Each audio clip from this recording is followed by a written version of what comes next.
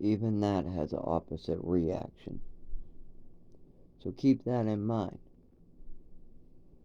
When you do something like that on purpose and somebody gets hurt or killed, even if you don't face charges, even if you don't ever see the damage, it's still getting done out there, and there's still God keeping an eye on everything, every single piece of matter and energy in the universe.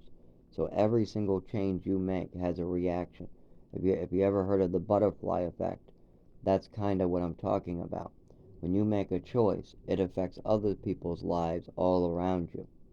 So my mother made a choice to cripple me. That caused a reaction in my life. Now I have to make different choices, like not to drive until I fix this. She made a choice in my life. They try to get money in Social Security, so now it's harder for me to collect Social Security. Now I can't drive. Now I have to make certain choices depending on the choices that they made with my body. And then on top of that, other people in my life can make choices and get me killed, and then they have a part in it as well. Especially if they know that these things are going on with me. If they know I'm having seizures and you purposely blare a loud noise, or you purposely put a flashing light in my face, that's an action you're doing on purpose that has consequences. If you're harming other human beings and causing harm by your own actions, that's not right. You have to keep an eye on what you're saying, because even what you're saying can cause harm. If you make up a story about somebody else, a lie, and they get killed in prison, or if they get tortured, or if they get drugged in the hospital, or if anything happens to their body, it's because you made a false statement. You made a false statement about somebody and you got them hurt. So even opening your mouth and saying the wrong thing, if it's not true, if it's not 100% honest, if it's not God's honest truth, then it can get people hurt. Especially if you're just making assumptions, or if you're making up your own narrative based on some story you told yourself. That's not good. If you witness something, that's different. If you witnessed and something that you were there for, then that helps quite a bit. But if you're hearing something secondhand on telephone, that's a whole different story. And you got to keep that in mind, because people don't, and I get hurt all the time because of other people's actions. They do. I've seen it in many, many, many, many times. Or when people don't take you seriously. I'm straight with people. I'll say, oh, well, flashing lights bother me or something, and then people will test out the theory, or loud noises bother me, and they'll turn up the radio to see me in pain in the back. People test out. You tell them something personal, you give them ammo, and some people will use that against you. Some people want to test their limits with people. Some people are like that. They like saying hurtful things. They like doing hurtful things. And that's a big problem, because actions have consequences for this life and the next.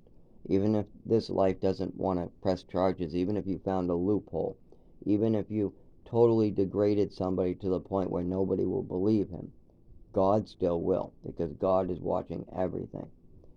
And you got to keep that in mind. It also hurts your karma. If you're doing stuff like that, you're going to just have bad luck in life. There is karma out there. If you're hurting people, it won't work out for you.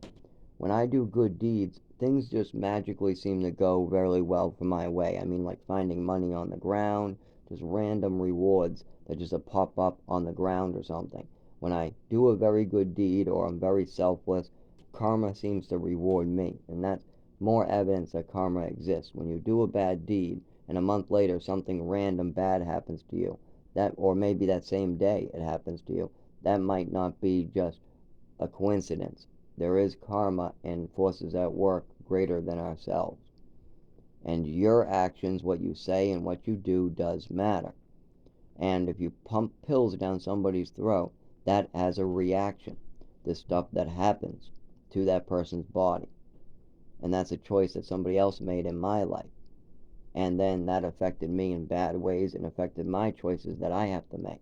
Even to this day, I still don't drive, because my mother made a choice in my life, and that affected my choices in my life. And it also affected my mind at childhood. Luckily, I figured out what was going on. I untwisted my mind. I processed the PTSD, and I know that some of the things she was teaching me were just god-awful wrong. They were evil, they were hurtful, and illegal. So I know that now, so I know not to listen to those crazy things. Like, for instance, one time my mother told me it was okay to give pills to another child that was over at the house. He was flipping out in another room. She gave me permission to give him over-the-counter pills. Luckily, he didn't take them and I didn't give it to him. But I know as an adult that's wrong. You don't do that. And I also know what my mother did, giving extra medications as a punishment, that she thought that was okay. She even openly said it was okay. That's wrong as well. You never give extra anything to anybody, especially medication or drugs. And see, I know this now, so I've been able to untwist myself. But I'm still a hyper individual, and sometimes in 30 minutes I have to talk real fast. Like when I go to the doctors or when I go to the Department of Health and Human Services, they look at their clock and they give me 15 minutes to go over a lifetime of shit. And that's really difficult. Luckily, I'm very talkative and hyper, so I'm able to do it, but I come across as manic when I do that on purpose. It's better when I cut it back, but then I only get one chunk of the information and then I'm gone. Then they don't have the rest of the explanation. There's a lot that needs to be gone over, and that's why I have a record here. That's why I have a record off the record. That's why I have a bunch of sim discs. That's why I have CDs. So after, and as well as when I'm finally dying to the last breath I got, I have I have like 40 different newspapers and different people that might want my life story, and they're getting sent it as well. I even have a couple writers and YouTubers I'm working on. That way, at least people can learn from my life story. Even if I die, then I can make sure this doesn't happen to anybody else. Because I am dying, I have scars all over my body, I'm having seizures, and I've been systematically abused, as well as the choices I have to make today are based off of somebody else's choices who decided to take away my ability to move my body. Like I make a choice not to drive, and that choice is because I don't want anybody else to get hurt what they would. I have seizures, my body spasms every single day, my hand and leg spasm every single day. I have a taser-like feeling going through my body for 25 years. Until that's diagnosed and treated, I shouldn't drive. And that's also just how it is. Everybody knows that. If if you're drunk, if you're disabled in a way that would affect your ability to drive, you don't drive.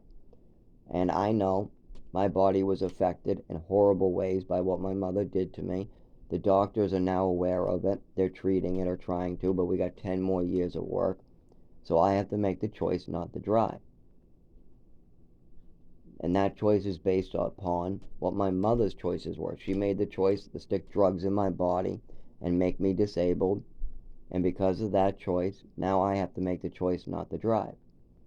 And that's how the butterfly effect works. That's how every every action has an opposite reaction.